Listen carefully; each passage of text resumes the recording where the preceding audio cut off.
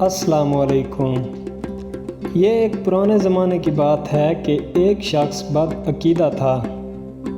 وہ یہ کہا کرتا تھا کہ بندہ مجبور محض ہے اور ذاتی طور پر اس کو کچھ اختیار نہیں، اس لیے خیر و شر کی کوئی ذمہ داری مجھ پر نہیں۔ ایک دن یہ ملعون ایک باغ میں پہنچا اور باغ کے مالک کی اجازت کے بغیر خوب پھل توڑ کر کھائے۔ مالک نے کہا، اور چور کمینے یہ کیا کر رہا ہے؟ اس نے اپنے برے عقیدے کے مطابق جواب دیا کہ یہ باغ اللہ تعالیٰ کا ہے اور میں اللہ کا بندہ ہوں اور اللہ کی عطا اور نعمتوں سے کھا رہا ہوں، تو کون سا گناہ ہے؟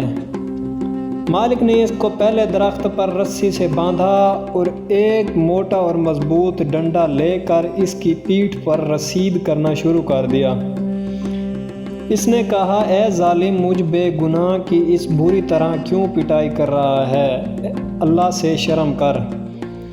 باغ کے مالک نے چھوڑتے ہی جواب دیا کہ یہ ڈنڈا بھی اللہ کا ہے اور میں بھی اللہ کا بندہ ہوں جو دوسرے بندے کی پٹائی اچھی طرح کر رہا ہے۔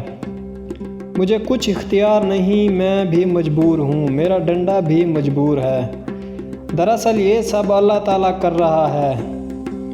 اس نے بڑی منت سماجت کرتے ہوئے کہا کہ اس برے عقیدے سے میں پکی توبہ کرتا ہوں۔ بے شک اختیار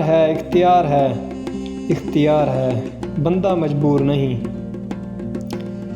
تو اس واقعے سے ہمیں یہ سبق ملتا ہے کہ بندہ کبھی وعظ و نصیحت سے حق بات قبول نہیں کرتا تو پھر اللہ تعالیٰ کی جانب سے اس پر کبھی ایسی آفت اور مصیبت مسلط ہو جاتی ہے جس سے اس کا دماغ سیدھا ہو جاتا ہے اور اس میں صحیح اور حق بات قبول کرنے کی صلاحیت پیدا ہو جاتی ہے۔